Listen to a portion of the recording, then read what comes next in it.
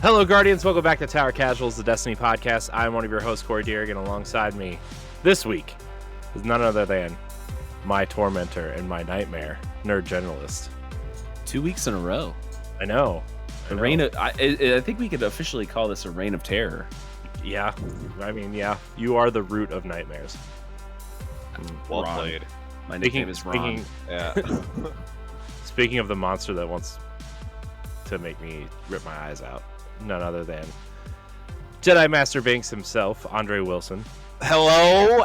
Wow. First name and last name. I'm important now. Holy cow. Are you? Oh, I would have said Nerd Journalist full name, but I've known him for so long and I don't know his last name. I just know him by that is my full name. Nerd is my first name. Generalist is my last name. I can just see it now. When you were born, your parents said Nerd Generalist on your birth certificate.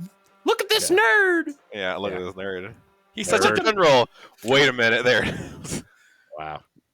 I love how Andre, when Josh is on here, he gets, the Sultan of the tower.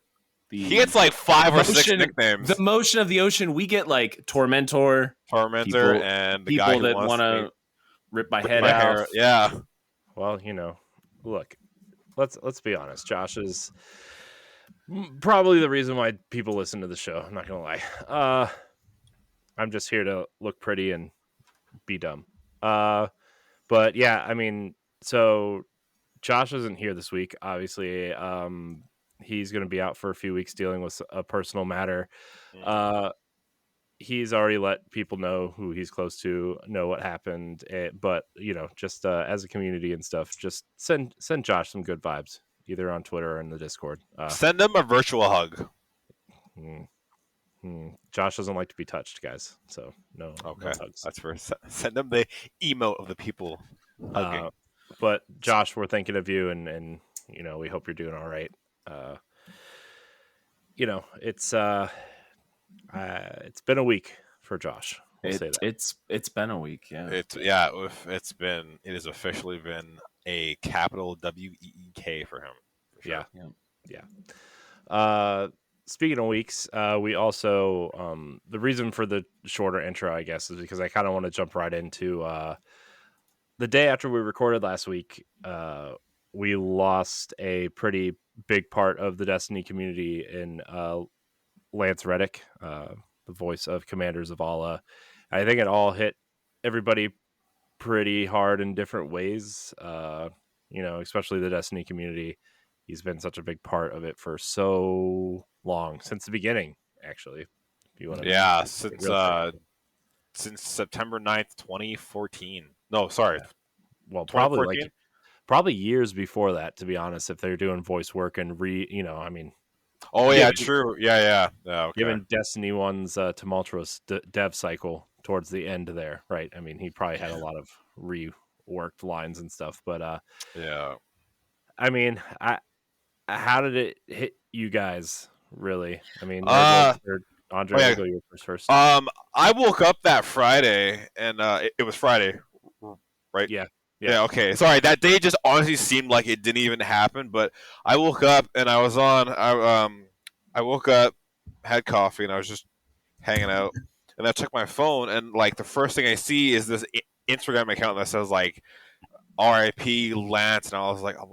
I was like, yeah, right. And then I go on Twitter, and like he's trending. So then I clicked it, and it's like TMZ posted like they found him at his house and he was dead. And I was like, this can't be real. And then all of a sudden, all I kept seeing was like all the Destiny 2 streamers and just everyone started posting it. And that's when it hit me, and I was like, holy cow! I'm like, this can't be a real thing. And like the entire day, I was mentally just like exhausted. And like it all just seemed like a blur. Like I was like, this day just can't be real. Yeah. You know what I mean? Like it was just like I was like, I almost refused to believe it. But like obviously I accepted it, but it was just like the day of, I was like, this is not happening. This is like no big name has ever like really hit me. Like his was the first to kind of make me like stand still for a second and be like, holy shit, that Yeah. that happened. Yeah. Yeah. What about you, nerd? So funny story. A couple weeks ago, actually, it's probably going on a month ago now. My friend and I, and frequent attendee of this show, Colonel Panic, he had messaged me and was like, "Hey, there's a bunch of cool people who are going to be showing up to the Pittsburgh Comic Con, or Steel City Con as it's called here, and one of the attendees was going to be Lance Reddick, and so we would be seeing him, if not for the tragic his passing here, we'd be seeing him in about a little over a week." And I was actually really, really excited about that. I obviously being a huge Destiny fan, but I was also a big fan of Lost and Fringe, which Lance played a pretty big role in those shows. Big fan of The Wire, so I was really stoked. He was kind of like one of the big reasons why I decided to go. Because I'm not really a lot of the other people who were going to be there. I wasn't really that excited to see, and not a big like con fan, but I was definitely looking forward to going to see Lance and hopefully get him to sign something and maybe just shake his hand and say Commander, and that was going to be that. So when I saw that he had passed, yeah, it was a bummer. It hit me a lot harder than I was expecting. I jumped into Destiny towards the end of Destiny 1, and so I've probably heard Lance's voice in some way, shape, or form every couple days for over 6 years now.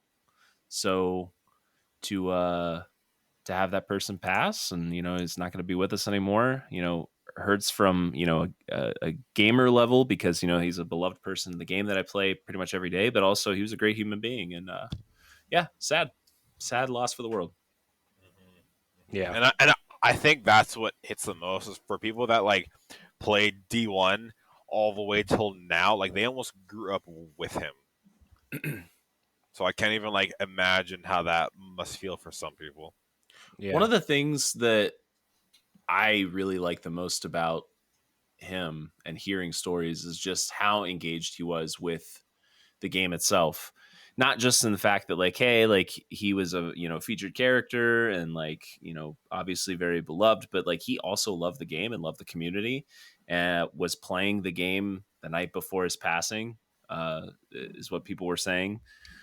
So yeah, I mean that's the thing that resonates with me, is like he was definitely a passion project for him. He really enjoyed it, and it was something that was really big deal for him. So yeah. Yeah, it was weird because like I mean I like the movies and the shows that he's in, right? But like I'm a big Destiny fan. I mean, Mm-hmm. obviously big Destiny fan, but also like pretty big Horizon Zero Dawn fan as well. Which Yeah. he's Yep. one of the main characters in that series as well. And he did a lot in video games. Like he was in Quantum Break, and obviously he was a big part of the John Wick movies as well too. And Mm-hmm. it was weird to read. I don't really like, I mean, this is gonna sound bad, but stick with me. Celebrities kind of die all the time, and I'm just kind of like, oh man, that sucks. That's bad, right? That's sad. But this one hit a lot harder than I expected it to, and I was working from home that day, and in the middle of the day I just kind of turned on my Xbox and just kind of ran to the tower and kind of just sat there like with him, kind of kneeling and doing the salute thing and the shield thing, and then a whole group came over, and I think at one point probably half the tower was over there kind of doing the same thing, Mm-hmm. and Isn't it crazy that was kind of like everybody's? Because like I was kind of following it, and I saw the article on TMZ drop pretty quickly, like after they had dropped it, mm-hmm. and that was my first kind of response, was like, oh well, I need to go to the tower, because I was already kind of loading up the game when I saw it, and I was like, I need to go to the tower and obviously sort of pay homage to at Zavala. And by the time I got there, there were already like 5 or 6 people doing the exact same thing. So that was like sort of like an instinct response for a lot of people that were hearing this news. And that's the cool thing is that like we as a community all have the same idea. Is to like go to the tower, Mhm. go to him, and then just kneel or emote and do whatever. Like as a whole like a whole community of a game thought the same thing. I think that's pretty cool. And I was saying too to some friends, I'm like, today feels like the one day in Destiny where like the game just stands still and just pays homage to one character. Like no one's fighting and everything. Everyone just stops fighting, stops doing everything, and just goes to one spot. Yeah. Yep. Yeah, and it's man, it's really tough to think because like I mean I I think this puts a lot of things into perspective too, right? I mean, this is a game that we all love, but sometimes we don't realize that there's like real people working on this stuff sometimes. And Mm-hmm. I think we all try to keep that in mind at some level, but at the end of the day, like sometimes on this podcast, we're like, well, why aren't there more Crucible maps? Why aren't there more cutscenes? Why aren't there more of this? And at the end of the day, you see how maybe sometimes that complaining is because we all care a lot about these characters and the people who play them and the people behind the game. And I just from podcasting for so long and doing not just this show but my other shows, being friendly with developers and community people, even like Liana follows me and Josh, right? It's just kind of like I don't know, you become friendly with these people or you kind of feel like you get to know them in some capacity, and just to see someone like that, you know, just gone is tough, Hmm. And then like even when if they do it, uh, when they do send Zavala off in game, it'll just hit like the same way all over again, right? Yeah. I we'll get to that at some point. I don't know if this is the show to do that. No, but No, I know what you mean though, Andre. I'm just saying, like, I don't know. We'll get to that at some point because that is something that, as a fan of this game, not to be too jump to the what's next sort of thing, but like that is something that I have thought about and we'll address it at some point. But I think for now we just kind of have to let it be. And I know they have come out and said that he's completed a lot of voice lines and stuff for hmm the future of the game already, and Mm-hmm. it's yeah. Did you guys play these? I won't go into it if you guys haven't played it, but did you guys play the seasonal story mission this Mhm. week? Yeah. Yeah. I did. Do we? Is it okay if we discuss Yeah. and and, Yeah, and I discuss figured spoilers? I figured we'd just go into that right now.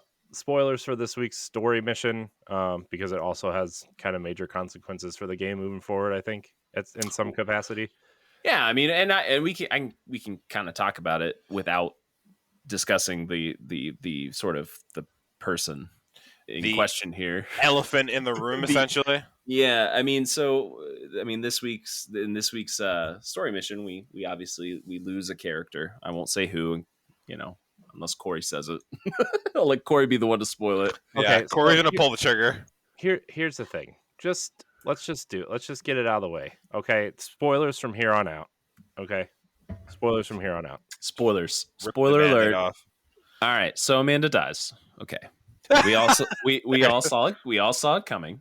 hmm We all knew it was going to happen, whether you were kind of following the story really closely or maybe read a leak, but we all kind of knew it was happening. What I was not expecting was Zavala's grief scene. Mm-hmm.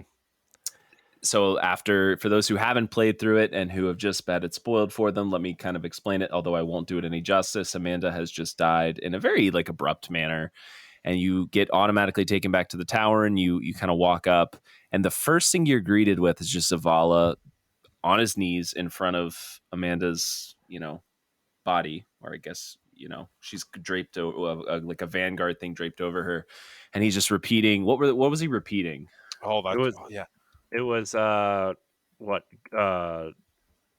Something bravery, sacrifice. bravery, sacrifice, Hold on. I'll look it up real quick. Just keep But he going. was just repeating these three words over and over and over again. You can tell he's just grieving.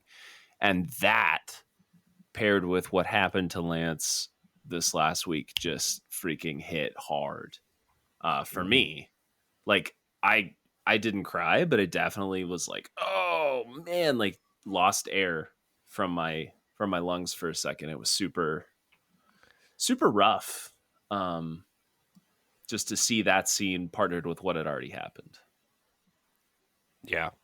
It's I mean, especially because like Amanda, every time they show Zavala, like even at the beginning of Destiny 2, right, where they were kind of like laying the groundwork for what Destiny 2 was and kind of catching people up on, you know, what the tower was and everything with He's saying, you know, and Zavala was like with Amanda, you know, as a little kid. Go ahead, Andre. he's saying devotion, bravery, sacrifice. Yeah, devotion was the other word. That's it. Yep.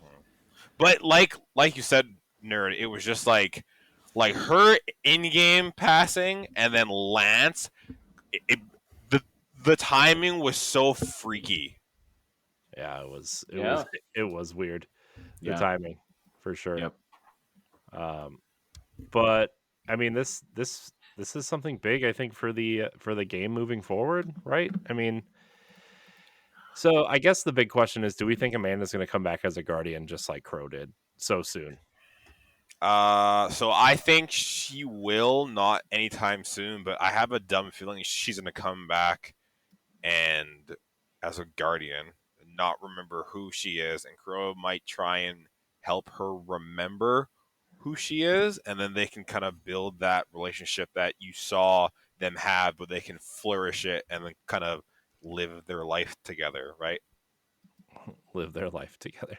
Live happily. Like immortal lovers who hated each other at one point. Essentially, right? And then, like, who knows? Maybe she might find out who Crow actually is and be like, you know, I forgive you type deal, or etc. I'm not too sure, but I have a dumb feeling that she's gonna come back as a Guardian. I just don't know when. It's definitely the prevailing theory.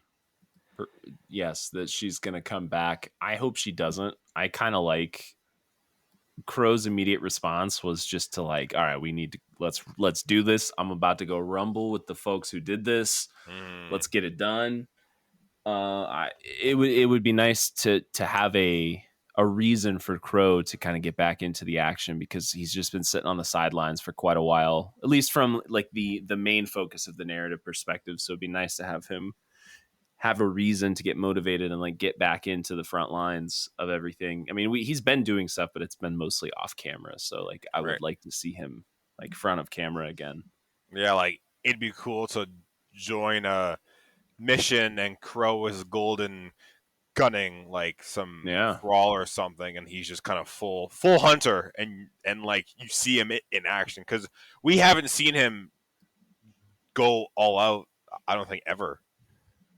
Yeah, I mean, this would be kind of like his kind of push into being kind of like the leader, because I mean, to be honest, we have to start killing off some of these characters, right? I think that's kind of what we've been talking about. Like, I love these characters, right? Like Saladin and Zavala and all these characters, but like you're already setting up all these other characters to kind of take over once these characters are gone.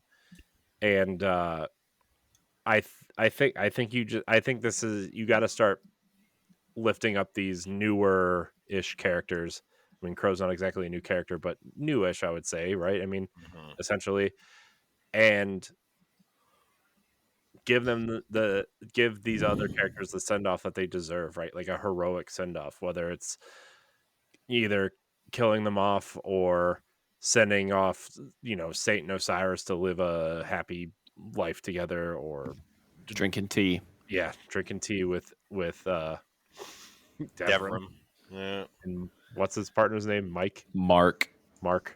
Yeah. Well, one of the things I saw on Reddit after Lightfall came out, and then there's the memorial to Cade up there next to the tree. Somebody pointed out pretty quickly that, like, hey, there's a lot of room next to this tree. There's a lot of room for a lot more memorials. And yeah, I was talking to my friend Mitch the other day, who we've all played. You guys have played with Mitch. We've done Yep. raids and stuff Yeah. together. I was like, hey, over by this tree next to Cade, there's 2 similarly spaced plants here. Do you think these plants will be removed someday and have Zavala and Ikora sitting here at some point? Placeholders, basically. Yeah. Yeah. And he's like, yeah, probably. It's probably time. I was like, yeah. So I don't know. I mean, who else would they lift up besides Crow? Who's next in line, I guess, of the new The new Guardian. like The if you new guys could Vanguard, make if you guys could make a quote new Vanguard, who would it be? Or who do you think it is? I mean, I definitely think Mithrax is still like has a lot of potential in a lot of open ground to write some story for, and I mean, played a part in a couple seasons ago and played a big part in this season. Who else? Yeah, I mean, I don't think. I mean, I think. Saint maybe Saint could take a step up since maybe Well, Zavala might be parting the he was way. already part of the Vanguard, so maybe it would make sense for Saint to do it. I guess again. Maybe. I mean, I still think. Let's see. So obviously, Shahan. Let's get Shahan in there. we already got a Good. hunter called Crow. Okay, get him out of Hunter Vanguard. here. Out No, of here. Gross. listen. Just hear me out. No, Shahan is All is of a no-go. all of the new lights are all well accustomed to Shahan. They know him really well. He's not wrong. Buds. He's know. got the I will say the groundwork's already there. I will say though, however, I will say Shahan could be the new Vanguard Ops vendor. I don't know if he would be a Vanguard, but he would be the Vanguard Ops vendor. Josh is gonna spit. I when he know. hears I this. feel Josh just, why are you destroying the show in the first 20 minutes? That's the title of the episode, Corey. Shahan for Vanguard vendor. Yep. Shaw, yeah. Yeah. I'm just gonna wait for that that message from Josh saying you are never allowed to be on the show again. Nerd is banned. Yeah. Back on. Andre, he's fired. He's out of here. Yeah, Banhammer. Yeah. It's fine. You know, we all have our things. Ours is just ruining the show. Fine. I mean, I actually think, man, the thing is like, do we need to have a hunter, a titan, and a warlock? That kind of seems like it should probably stay the same, right? Because I was thinking either Anna or Elsie. I think honestly we're past that point. Like I think the story has kind of gotten so big and the cast of characters has gotten so big that really it doesn't do the cast that they have justice to only really have like 3 leaders per se. And I think what we're seeing right now is like it is going to kind of start being like a multiple front kind of thing. Right. Where there's going to be stuff going on and people are going to have to do different things. So I don't know if we even need like specific vanguards anymore. I don't know. What if it's like a Mass Effect style council of all the different races at this point? So you would have like Keitel and Mara and some Guardians and Mithrax. Like I can see that. Okay. Yeah. Yeah. I mean, that's kind of what I mean. Yeah. I mean, like I think we've sort of grown the story past just like the struggle on Earth. Now we've got like this much wider sort of solar, this whole like galaxy universe, whatever style army that we've put together. And I think we've just got to elevate those characters now, maybe over the other ones. I don't know what's going to happen with Ikora. Like, I don't know. We haven't really seen anything with her this entire year, have we? Since Witch Queen? No, not yet. No, just Witch Queen, and I think that's it. I really think that's it. Yeah. Although they just recast her, so I don't know. Maybe. I mean, I think Ikora needs to go too. To be honest, I like Ikora a lot, but I think you got to wipe the slate clean and just give us some new people to beg for missions or complain about engrams too. Buy grenades from. Yeah. Ooh, you know who else could be it? Hawthorne. Huh? You bring in the scrub team of Shahan and Hawthorne, and who's the third character everybody Hey, hates? Hawthorne got some new voice lines this season, I think. Yeah, she did. But also, Maybe it's the glow up. Maybe season of the Hawthorne is coming. Season of the Glow.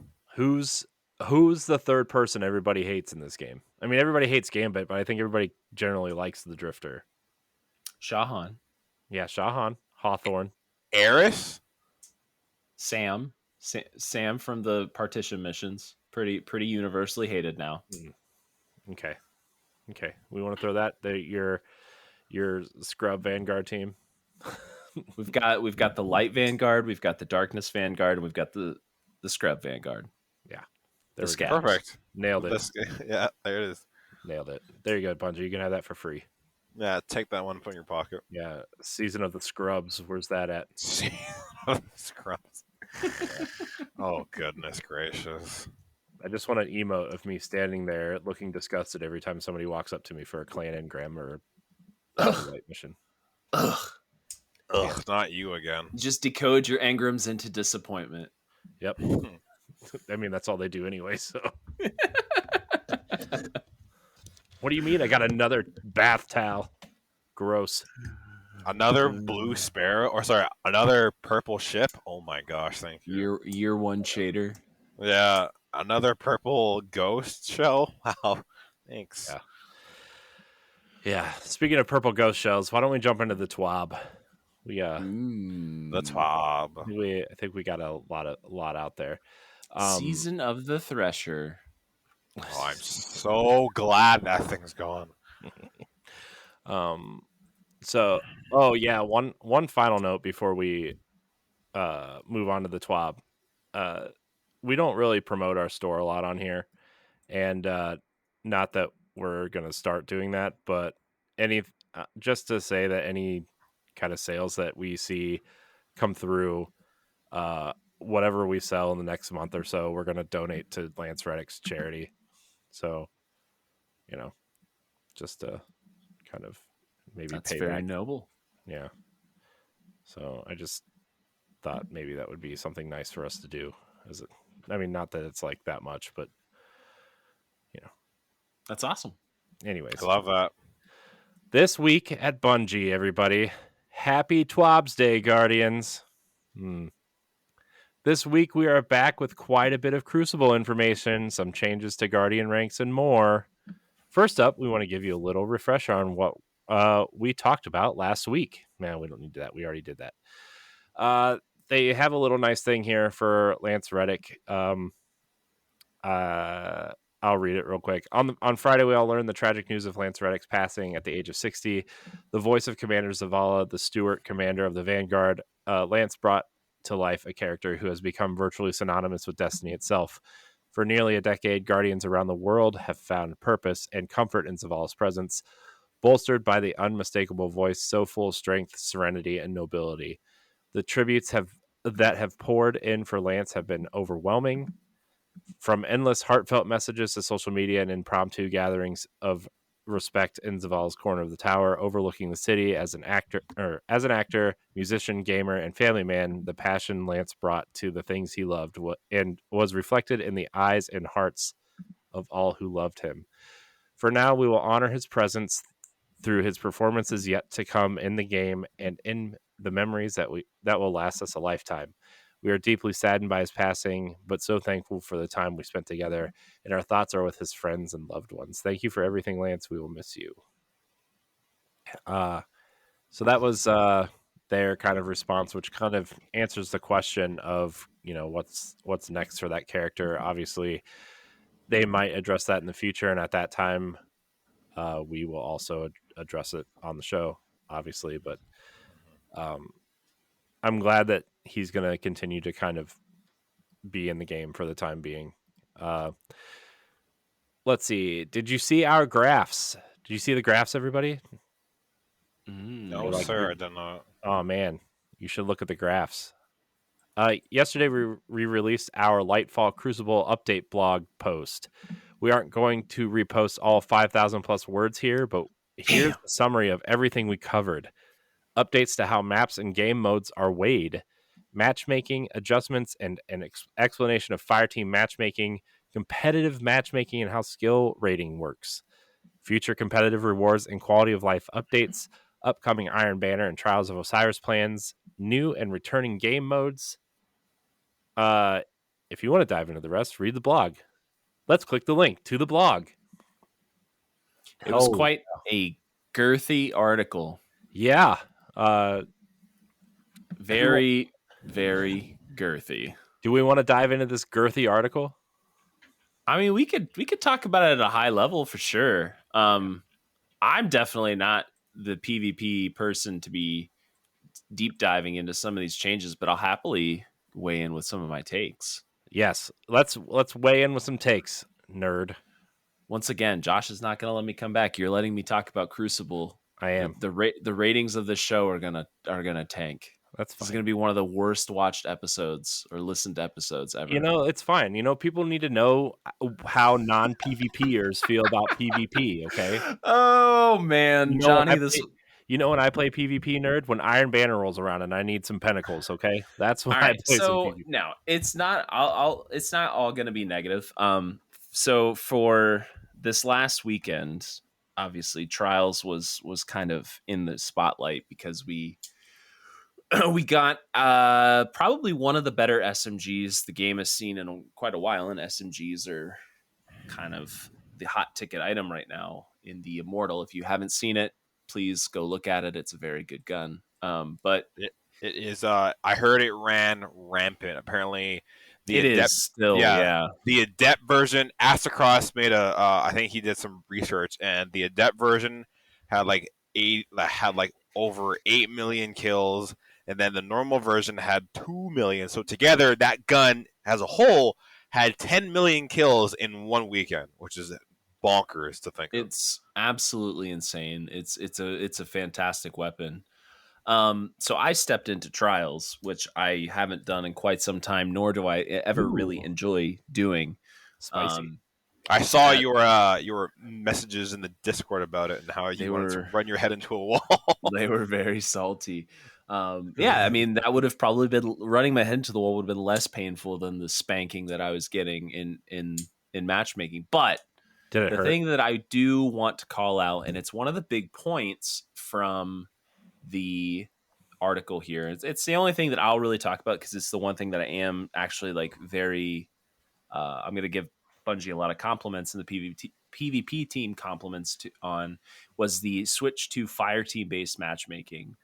My biggest issue with Trials over the years is I'm sure a lot of PvE players and like less than average players have had is every time you step into a Trials match, it was always, especially when the freelance pool wasn't available or freelance node wasn't available, it was always you're running into 2-3 stack teams. And, you know, not only are you at a disadvantage just, you know, at a skill level, but once you run into a coordinated team as a solo player, you just don't have any chance of winning. And this last weekend, I think I for one did not run into a single 3-stack team as a solo player.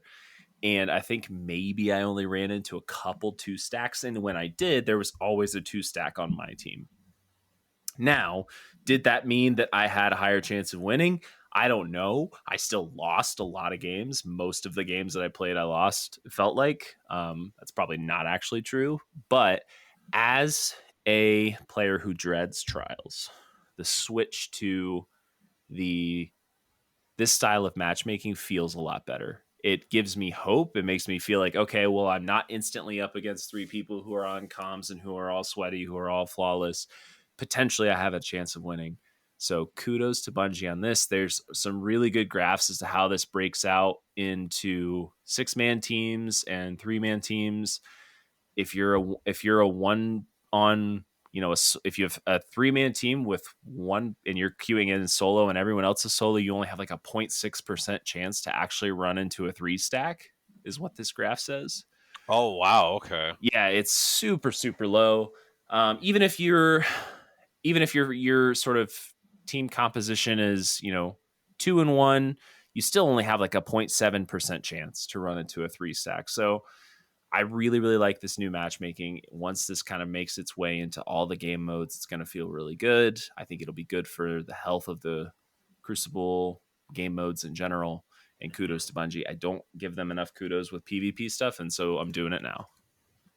Yeah, I've heard that it's a lot easier to go flawless solo nowadays, just because if you queue in solo, you're pretty much solo the entire time fighting other solos. I won't speak to that. I had just heard that. I don't go flawless. I just can't. I think that like there's Get good, nerd. There's yeah.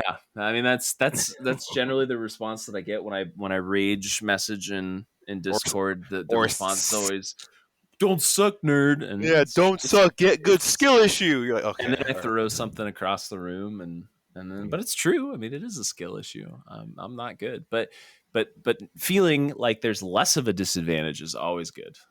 Mm-hmm. And by any means, I am no PvPer. I just heard it's easier to go flawless solo. But again, I'm in the same boat. I dread, like, I want the Trials armor, like the Anubis helmet for the Warlocks and the guns, but I just get so tilted playing Trials. It's not even funny. Well, so I mean, we can talk about how it's going to be easier next whenever this kind of rolls out. For one, you are right. It will be easier to go flawless since now the Mercy Passage will allow you to avoid 2 losses over which 1. Is huge. Yeah, that's going to be huge. And then we'll have separate pools, it would seem, for people who are flawless and people who are not. I'm trying to find the part in the article where it talks about it. Yeah, there's like a separate pool for people who are like farming. Like if you have a bunch of losses, you kind of end up in a pool that will help to boost you up, but you'll also potentially just be able to just get points and like just keep grinding rep at without necessarily worrying about going up against people who are potentially not flawless or like on their way to getting flawless. Yeah, so it's pretty much more of like a casual, non-sweaty version of Trials. If that makes any sense to anyone. Yeah. This pool is targeted at new or less experienced players who are not ready to give flawless a shot and represents a place for them to dip their tools in. It's more based on connection and how your weekly performance over just like straight up skill or like connection on its own. Yeah. I think that's cool. I mean, I'm not really a big Trials person. I think the last time I played Trials was probably like 2 or 3 seasons ago, and we were just, dicking around, just trying to be like, hey, let's just fill out a card and see what happens. And, you just kind of sucked. But, got some cool gear out of it. But I think this is cool. I think this is going to encourage more people to try Trials because they won't be afraid to go up against flawless people all the time. And, I think it's cool. I also, just to kind of echo the rest of the PvP stuff, nerd, that you said, I don't really care for PvP. I also don't compliment them a lot on PvP because, to be honest, not a lot has happened in the last couple years. It's true.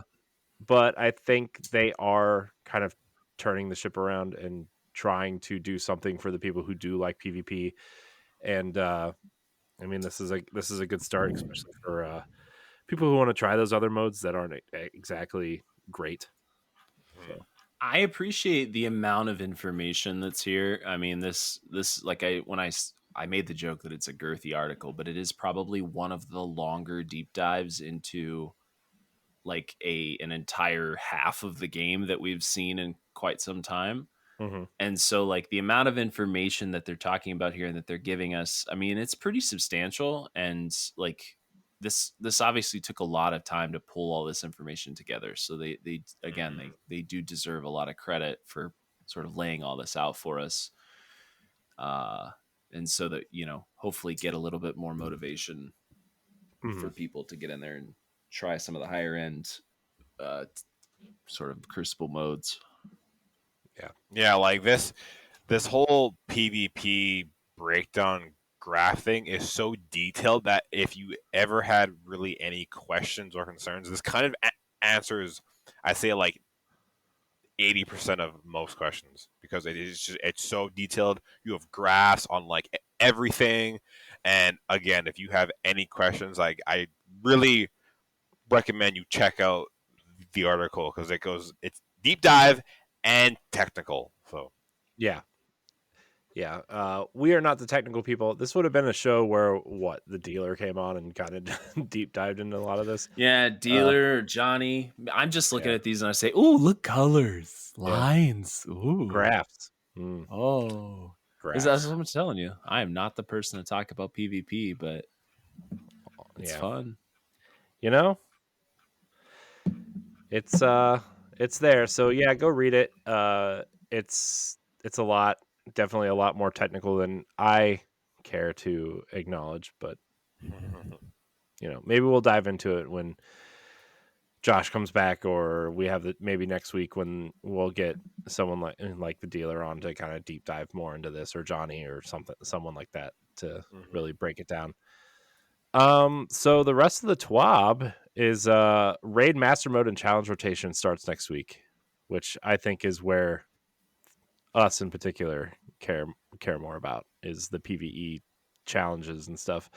I have yet to run Root of Nightmares. I plan on doing it within the next couple of weeks. I've just been really busy, and I actually thought at one point that I would be doing this episode from a hotel room at PAX at one point.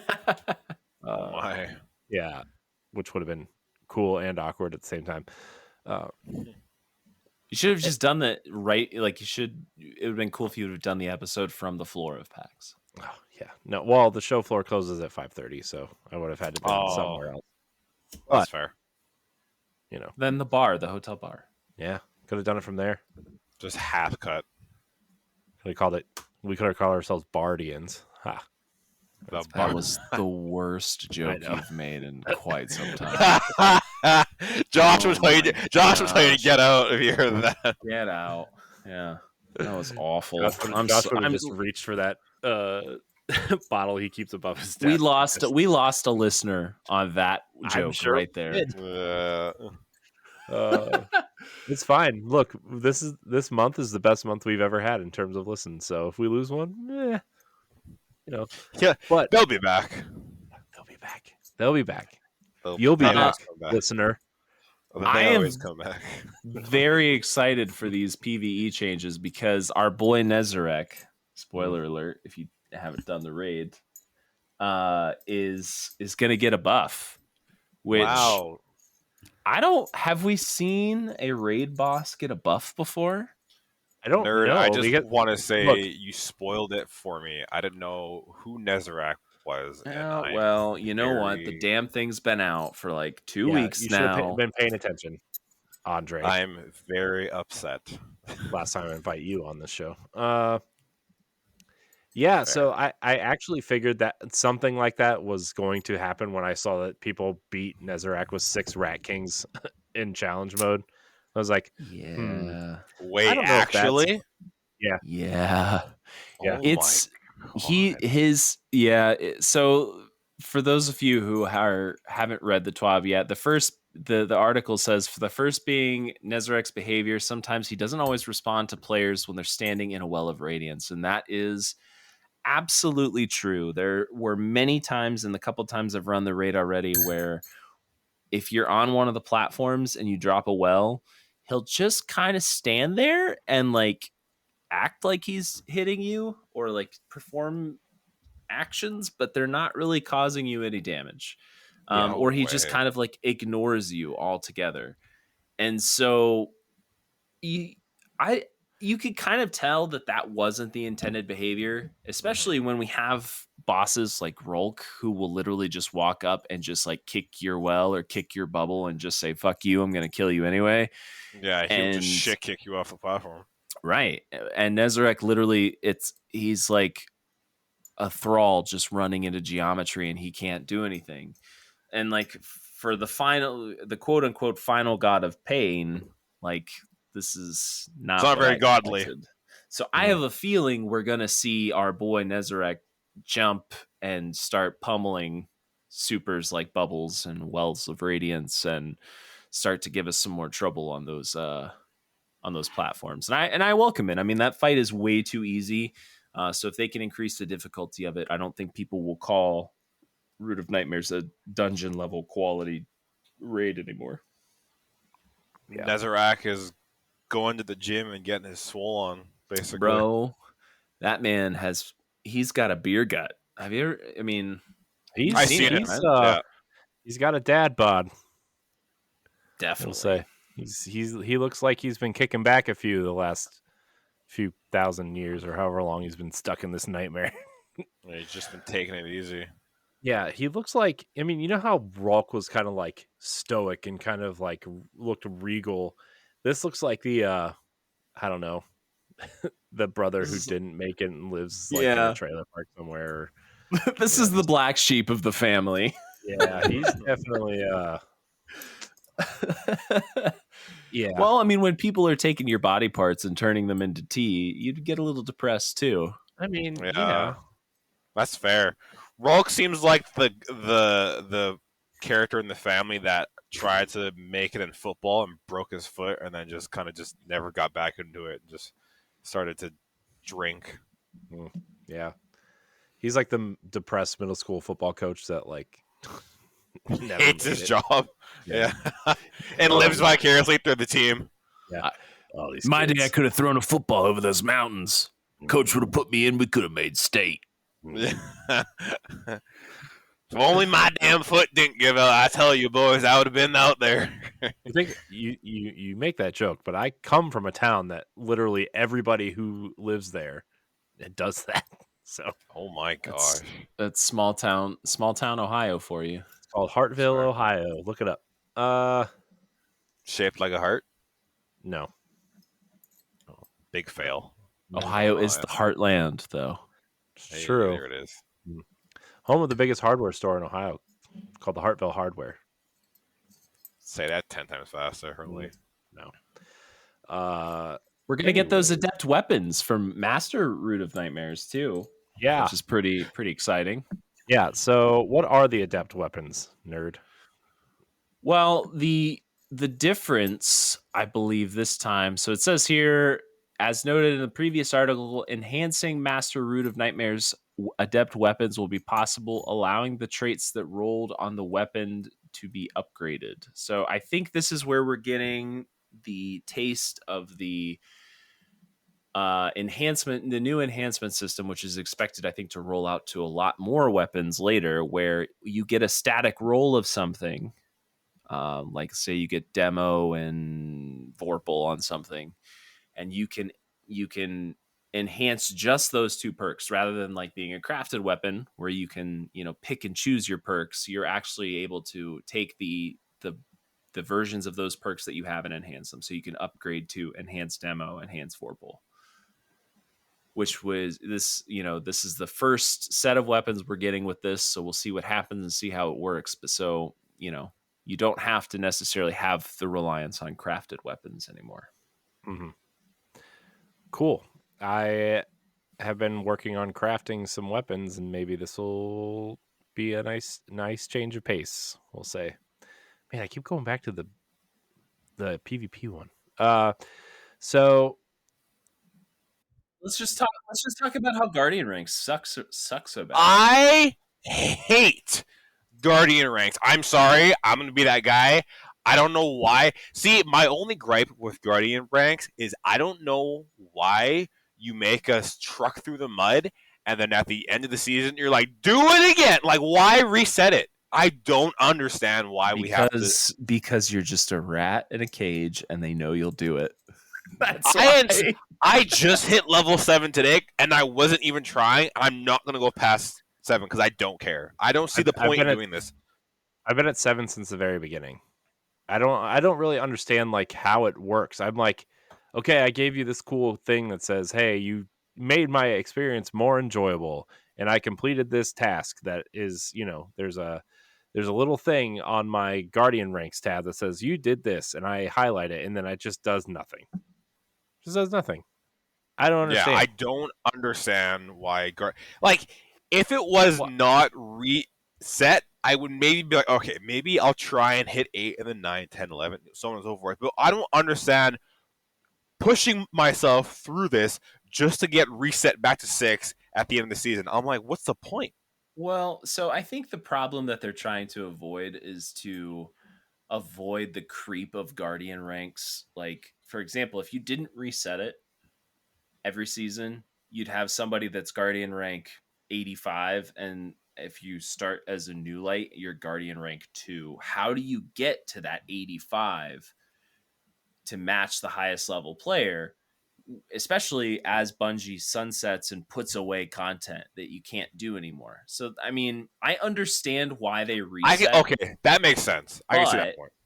but it's a shitty system because nobody want, and even with them reducing some of the more ridiculous challenges, like how did this make it through like player engagement testing or whatever the hell you want to call it, with 6,000 commendations as a requirement to get through one of the ranks? 6,000.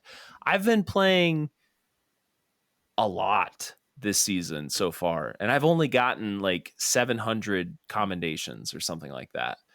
6,000 was the original goal. Now they've dropped that down a couple times already, but even still, it's a ridiculous number of challenges. Like, it's literally just a checklist at the end of the day. It's literally just a checklist. And you're either going to do it or you don't. And the people that do it, like, it doesn't mean that they're any more like skilled at the game. It doesn't mean that they're any more they haven't mastered anything necessarily. There's a few triumphs in there that I would say do demonstrate a mastery of the game, but at the end of the day, it's just a series of checklists, and anybody with a brain can go through a checklist of items. So this ain't it, kids. This ain't it. We got to find something else that demonstrates a mastery of the game. This doesn't work. Yeah, it's I mean, it's, don't get me wrong, it's a cool idea and it's a nice idea. It's just I think when it comes down to it, there's got to be a better way to do this, right? And this sadly this seems to be the MO of Bungie, where they like implement an idea that sounds good on paper and then it goes through so many changes. I mean, look at weapon crafting. I mean, not exactly the same thing, but like everybody was excited for weapon crafting and then the initial kind of rollout was kind of not great. And so they had it went through multiple iterations to the point where like it is what it is now. And I think I'm not 100% sure how people feel about it now, but like I think it's better in a lot of ways. Not having to grind out 75,000 materials for the for to do a weapon, and like red borders seem to be dropping more and all this other stuff. But yeah, there's got to be a better way to do Guardian ranks. It's just you know, Maybe go on. Sorry. I was gonna say maybe you just like I don't know if the cards are a good idea. Maybe you just like give players like maybe you have like almost like an emoji option at the bottom. No, I mean not necessarily that, but like a big smile for this guy did great, or an angry face if this guy was terrible or whatever. I don't know. At the end of the day, I think so there's two separate systems we're kind of talking about here. There's the Guardian rank system and the commendation system. I think the failure of both of these, and I think it's pretty widespread that both of these systems have been a failure, really goes to show that the team that's sort of leading the charge on the social aspects of the game aren't really fully tapped into what the community wants necessarily, or like values in another player. Like, because basically from the first 10 minutes these new systems were out, everybody had realized that these were pointless. So if that's the case, like then either it was released as like an incomplete thing and Bungie already knows that they're going to iterate on it and they've got other stuff in the pipeline, they just had to get it out really quickly. And if that's the case, okay, fine, tell us what you're working on. Or it means that the team in charge of this is just not tapped in to I'm not going to say they don't play the game, because they probably do, but they're probably just not tapped into what the player base actually wants.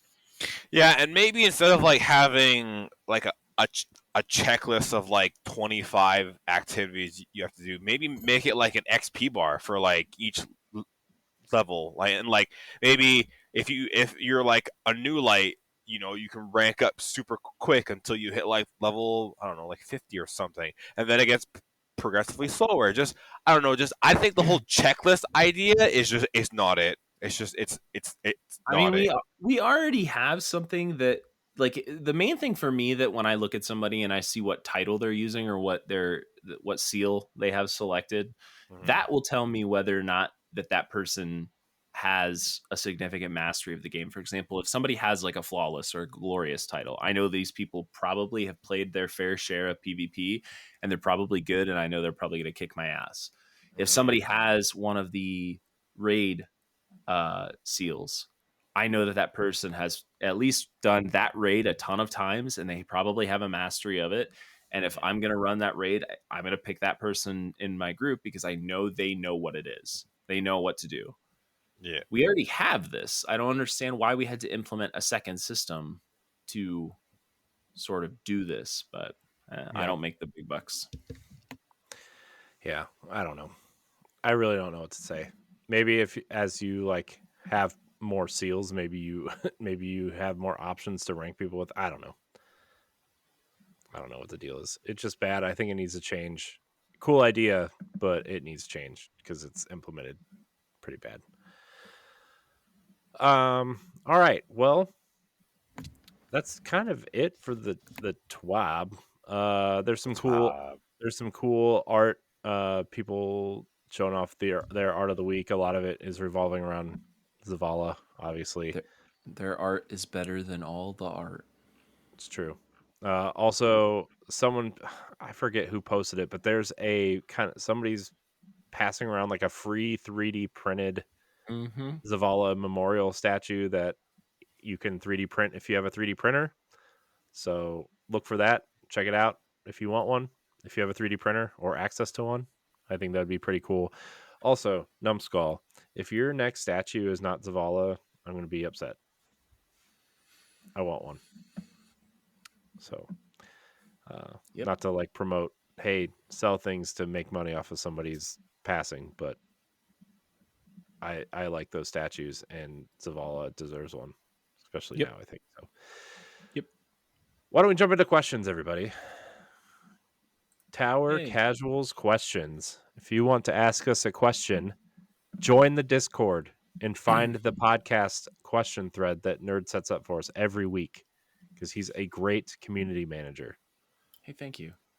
The best, some would say. And by some, I mean me.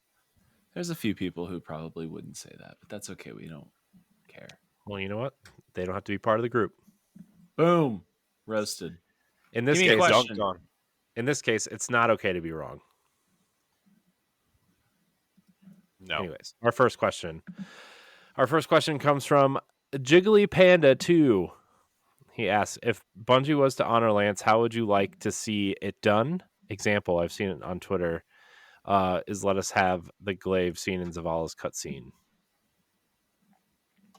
I don't know why you guys don't have his armor set yet. Yeah, I was kind of thinking like maybe his chest piece was an exotic piece of armor that you went on this, maybe on a quest with, I don't know, either with Zavala or for Zavala, and you found like, I don't know, maybe you found his old armor or something. Yeah, like his old armor. Like maybe you take a quest out to where, like, remember that cutscene he had with his wife and the child they adopted, like out in that area where him and Saladin were like training or whatever, and maybe you find it there or something. I think that would be a cool kind of thing to do. I don't know if it would be like an ornament set or just one piece of armor or a weapon or something, but I think that'd be super cool. Yeah, I think that would just be the most appropriate thing for Titans, especially, right? Yeah. Although I think everybody should get some sort of commemoration piece, and maybe that's where like maybe a weapon would come in handy. Well, who said in the Discord to give us that gun? It was an AR, and someone said to make it an exotic. I can't remember Origin Story. Yeah, that one. Yeah. I mean, that, I guess that would kind of make sense too, but I don't know. Somebody in this question, Jiggly Panda also says, example I've seen on Twitter, let us have the glaive scene in Zavala's cutscene. Another exotic glaive. I don't know. Yeah, we just got Vex Caliber, so it's Yeah, like I don't know if a glaive really represents Zavala's legacy, per se. But I do think like an armor set or a weapon would be kind of cool. Certainly, maybe like I know that we have an emblem already. And I know that there have been some people who have kind of pieced together his armor set based on some existing looks. and they've come pretty close. Yeah. Yeah, I've seen a couple that are like really spot on. Yeah, people are using like the Crest of Afalupe, aren't they? A little something bit. like that. Or Yeah, like I think there was like an early Crucible set that had like the birds on it that looked kind of similar. Mm-hmm. yeah. I think I, that'd be cool. yeah, I think they need something. I don't know what it is. I would like an ornament set personally for Titans, but I know it's probably got to be something that can serve everybody at this point. It would be kind of cool. No, it wouldn't be kind of cool. I guess. What? I I was thinking like maybe we could do like a statue or something, but then it'd be like, why didn't Cade get a statue in like the tower? He does though. He has this little.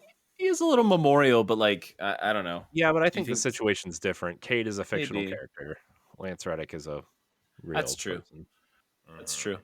What they That's true. could do is come out with like call it like the Vanguard ornament set, and it's like armor for the hunters, which is identical to Cade. You guys get Zavala's, and then we would get Ikora's, right? I Mhm. mean, so that way it's like Zavala's is in there, Cade's is in there, and Ikora's is there, right? So it's just you can Yeah. have all three sets. Yeah, I think you could do that and then just have this like a Zavala statue at like Yeah, right.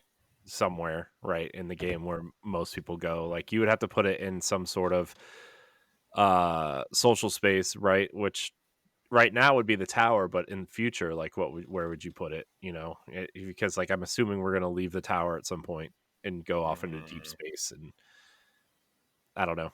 Maybe What you get a if ship. Maybe you get a ship. what if I they want to say the did helm. what if they did something like where so we still have Zavala's office as a playable space. What if there was like a terminal that they you could like go down there. Maybe there was like a puzzle or something we had to solve before. We go to the terminal and like once put in the correct input, or who knows, maybe it's just an open terminal you can interact with, and it plays like like a montage of maybe like some behind the scenes footage of Lance and Ooh, that'd potentially be cool. maybe his like some of his like TikTok videos where he's like playing Destiny. Like I've seen a bunch of them where he's like talking to the Destiny community. If you're able to like maybe get permission to use those and just have that be like kind of like it's an Easter egg, but like have that be in the game that you can go and interact with. I think it'd be kind of cool. Like just like something like a rough edit of like different things, different footage of him doing stuff. That way it's not like breaking the fourth wall too much. But still memorializing him. That'd be cool. I Yeah. like that. Like a compilation of like the Lance playing Destiny, Zavala talking at Bungie, etc. Yeah. I'd like that. Yeah, that'd be cool. All right, our next question comes from Sammy Gobo. Story question. After the events of Lightfall and Season of Defiance, do you think the Shard of the Traveler we could see still active from the farm will have anything to do with upcoming story? Yes. Yeah, that's a great question. Because Mara can't stand at the farm and do this forever, right? I mean, Her arms have got to be getting really tired. yeah. My arms are Like tired just I hold looking my at it. arms up like this. She's just been spirit bombing for like She's 2 been weeks gathering now. everyone's vibes and just sitting there. Yeah, because I think Give me your strength. I think you're gonna have to do something with that at this point, right? Because I mean, it's been just chilling out there, and the Traveler's kind of dead, sort of. We kind of think it is, right? I mean, it's got that big hole in the middle. The witness is hanging out in this pink triangle that we don't really know what it is yet. And if the Traveler really is going away, and whatever's after the final shape, we're leaving the Soul System. I think it really makes sense to somehow harness that part of the Traveler. Especially if we're going to keep our light powers. Because I don't see those going away unless they do some kind of story where like the light has always been in you, Guardian, or whatever. Or Look inside yourself, Guardian. right. So I don't know. I don't know enough about the lore of the Shard of the Traveler, like what happened post Red War. So I don't want to speak to it because I don't want to get slapped by Josh if I'm wrong. So Yeah.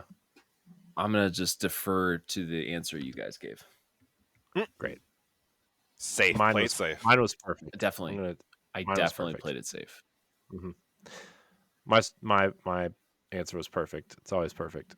You're perfect. I am. Corey. Thank you. Aw, thank you. Our next question comes from Tiger Jesus 64. With all the ways to stun champions, do you think we'll get less exotics with intrinsic anti-champion capabilities? No, I think we'll get more. I think that's a really easy way for them to spice up old exotics. They've shown us that in the last 6 months. Mm-hmm. So I think we'll get older exotics revamped, and I think newer exotics will have intrinsic anti-champion abilities as well. Yeah, I think it would be dumb for them to implement it and then just kind of slow it down, because it just seemed like they'd be going backwards. So yeah, I have to agree with them kind of just pumping out more and more.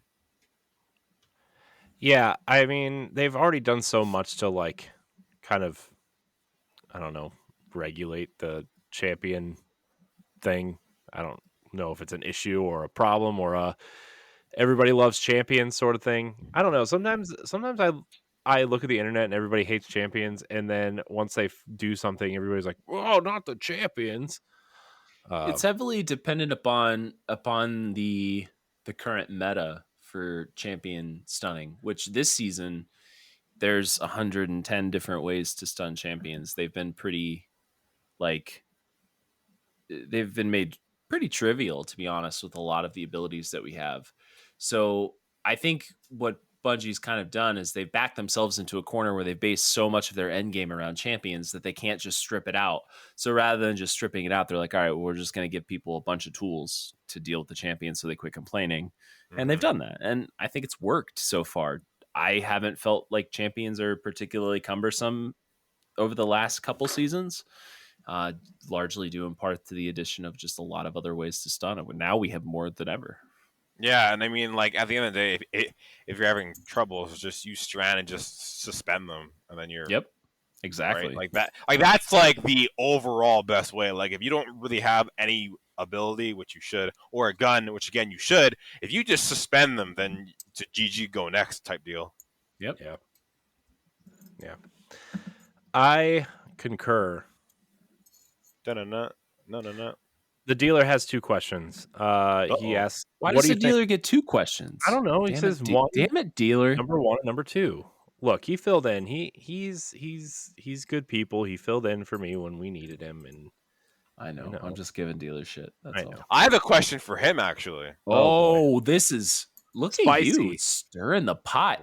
Wolf.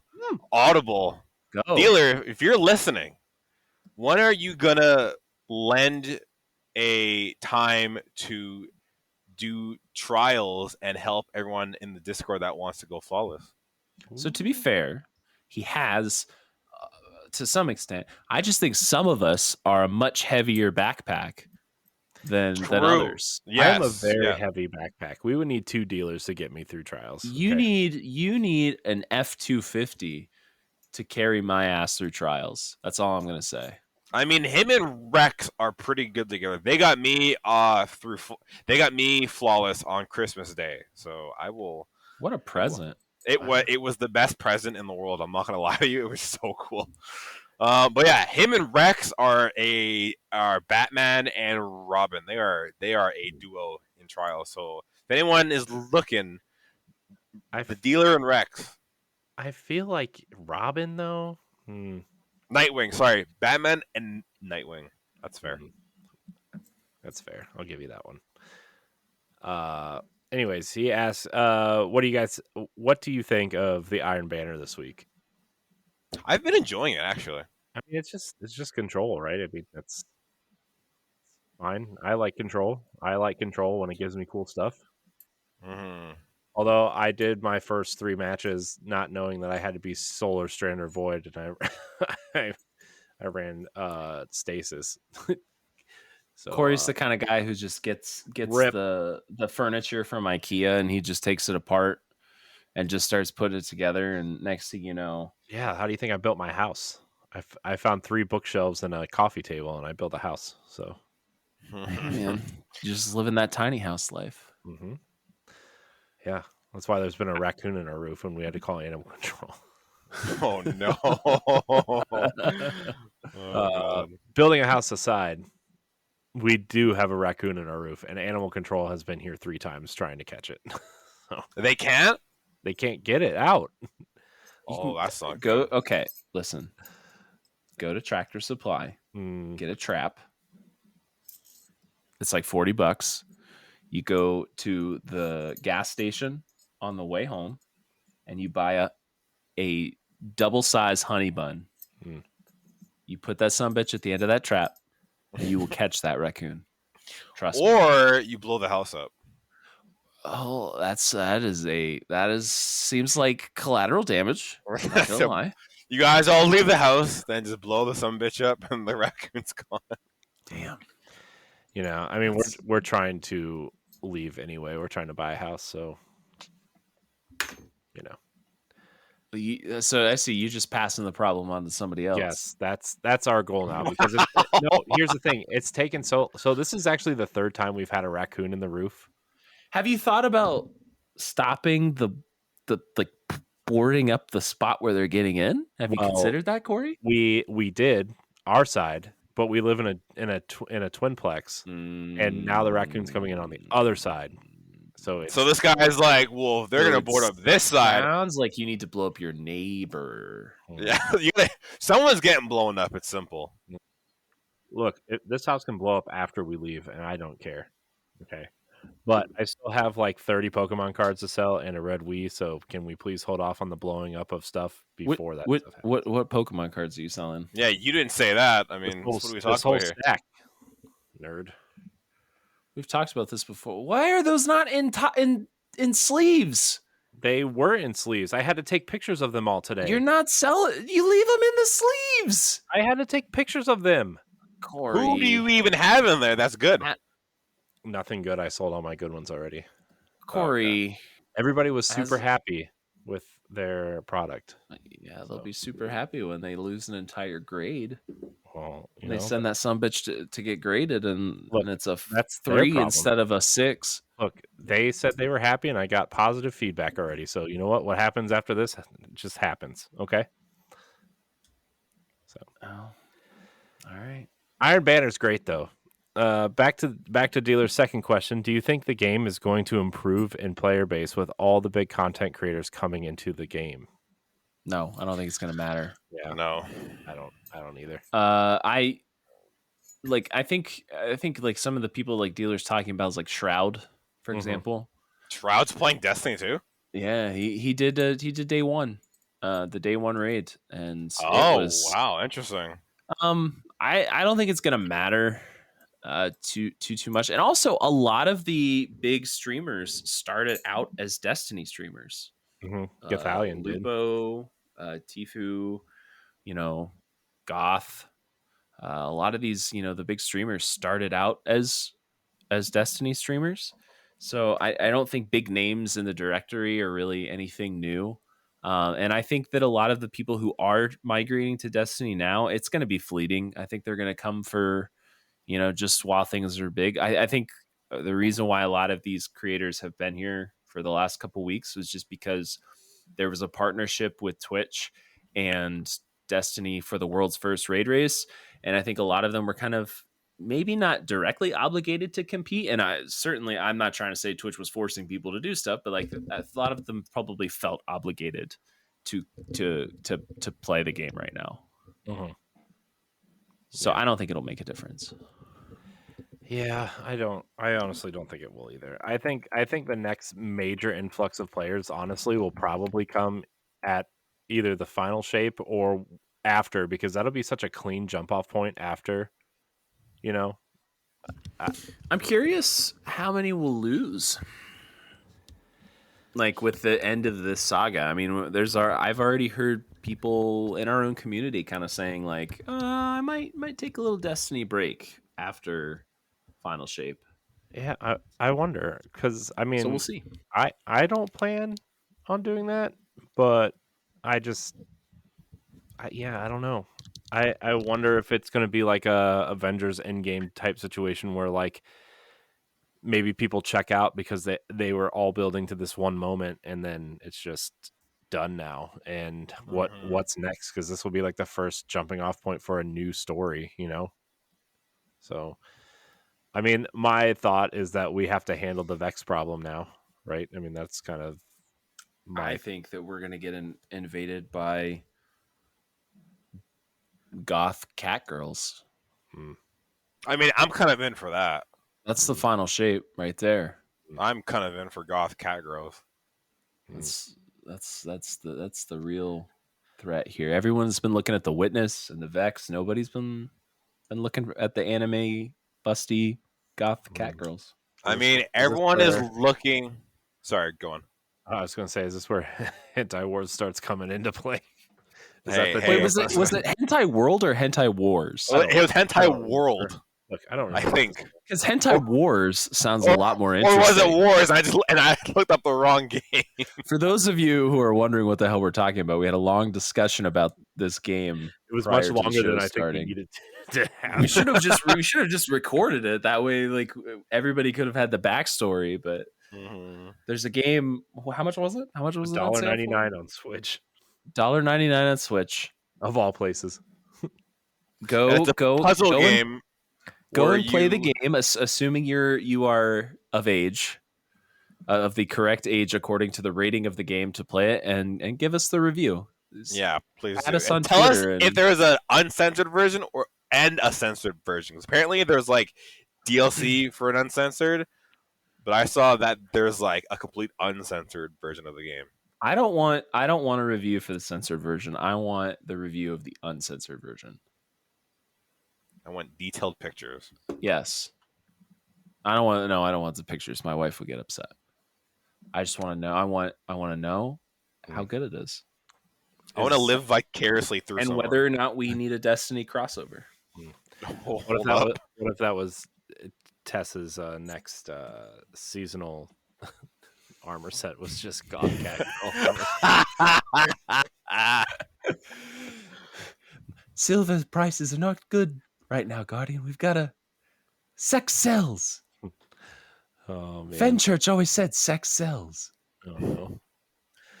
Fenchurch. Where is that guy? Where is Fenchurch? He fell in with a bunch of busty cat girls. Fenchurch made Hentai Wars.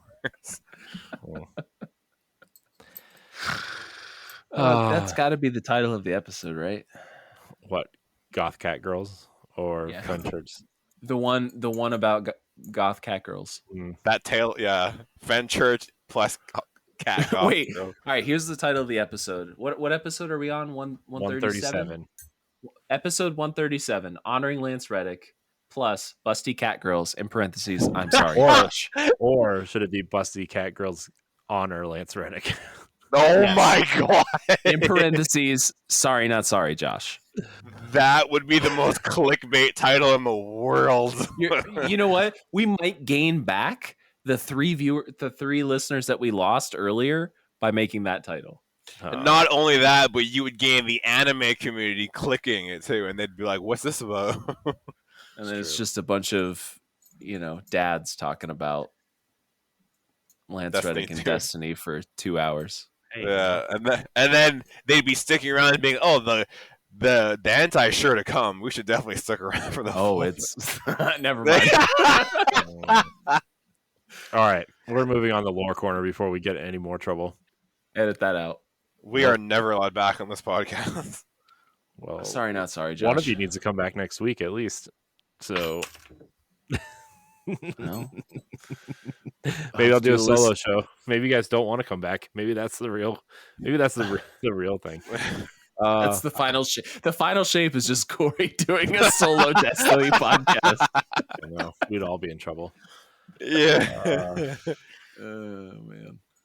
Lore corner tonight is on you, Corey. Yeah, I got it. So, in honor of our warlocks here, Ooh. we are going to read the lore from the raid robes called Robes of Detestation. Yeah, the one here, the arm here, and the arm here. Yep. This is a strange whatever. It's fine. Just read it, Corey. I am. It's Make us called proud. Acolytes of Nezarec. The structure I find myself in resembles a simple, quaint home. It's small, filled with decorations donning symbols I do not recognize. At the center of the room, 2 scions sleep peacefully among a stack of blankets and pillows. I watch the memory unfold from one of the corners. Acacia. The name echoes in my mind. Her name. From behind me, a sinister presence stirs. Goosebumps dart over my skin and familiar whispers. One I heard plenty of times in my life. Increase in volume. I turn to look at the home's entrance, and it is consumed in darkness. Windows and all. I wait with bated breath. A ring of eyes materializes in the windows. Nezarec. At the sound of his name, the shadows from the window expand and devour all the light in the room. Acacia and the other scions are the only figures that I can see. Darkness oozes down towards them, and I watch intently, unable to take my eyes off the spectacle.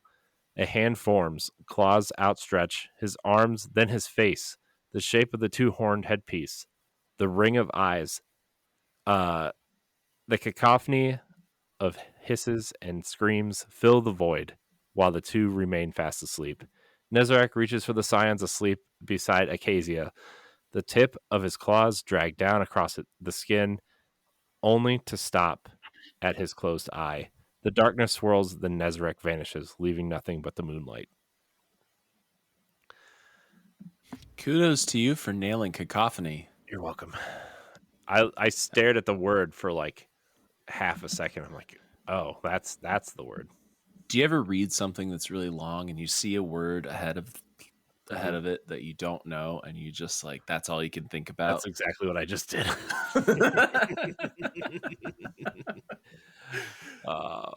Man, Nezarec is a scary dude. I don't know if you guys watched the video that Bife did about the light bearer who literally cut out his own eyes because he was trapped in a nightmare with Nezarec. And What? Yeah. And he killed his own ghost so he wouldn't have to live with the nightmare. And then he realized that, well, he killed his ghost, and then he felt really depressed. Oh, and that's why Nezarec has to be buffed in the raid to make him stronger, because like he's such a joke now. Yeah.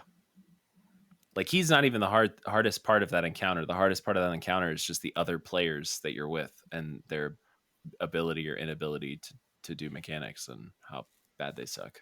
Yeah. Although Nezarec does have Pokemon gym badge eyes. I don't know if you guys have seen that. I have not. You can't unsee it.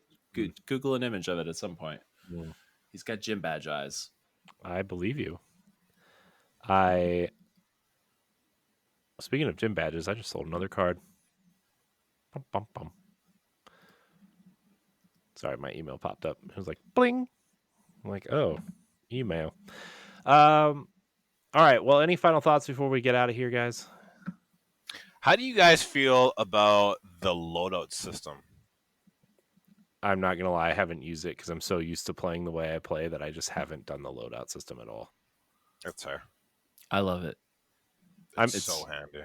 I think it would be. I think I would use it more if I just taught myself how to use it. But I've been playing the same way for so long that I just like I kind of forget that it exists. It needs to interact with the artifact and it needs to change your artifact selections. And once it does that, it'll be damn near perfect in my opinion. I don't Isn't need a. Go ahead.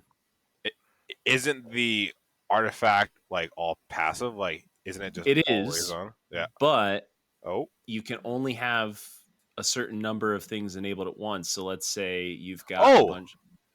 I didn't know that. I thought they were all active. No, you can only activate. I think it's 12 at a time.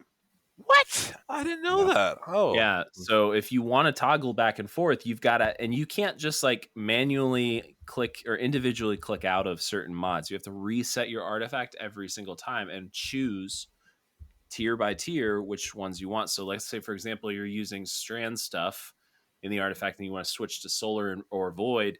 You've got to go in and unselect some of your strand stuff to select the solar and the void ones. And then let's say you don't want to override one of your weapons with overload, you got to uncheck that one. So if the loadout system could interact with the artifact, it would be a lot better. Yeah, like if they, and this is a stretch, if they like made every artifact node available and you could just select 12 to turn on and then like unselect one and then select a different one, that would be cool. That'd be clutch, yeah. I didn't know that you can only have 12. That's a bummer. Yep. Huh. Well, I learn something every day. You do. Speaking of learning things, I have some things to learn. So we're going to get out of here. That was a terrible closing statement. I don't know where it came from, but it's fine. You'll get over it. Nerd, Andre, thanks for joining me tonight. It was a pleasure, as always, speaking with both of you. I had fun. Yeah. I had fun. It was a good time. I want to thank everybody for watching and or listening to this episode of Tower Casuals. If you like the show, leave us a 5-star rating and review on whatever podcast service you listen to us on. If you watch on YouTube, subscribe to the channel. Join the Discord. You can play with us, share stories. I don't know, share weapons, loadouts, all that stuff. Nerd's share really good at of your lunch. Yeah, under sandwich casuals. Yeah. Hey, there it is. Hey. I have something that I wanted to just kind of reverberate. No? Okay, I'm sorry. No, go ahead. I'm just kidding. I'll sit here. So as we talked about, I'm sure you guys all know, Mr. Lance Reddick has passed away, and it was so abrupt, and it made me just kind of think, like, just if you have someone in your life that you love, just say hi to them, tell them you love them, give them a hug, because we all know that Lance's passing was so random that it kind of just made me think, like, I should probably just start communicating more with some people in my life. So just give someone a hug. That's all. Just, hey, how are you? How's things? Yeah. I just wanted to just say that before we left. But just if you've been thinking about shooting that text or going to your friends or parents' house, go. Just go. Say hi. And yeah, that's all I want to say. That is super true, man. Yeah, I think I texted both my parents after that happened. So,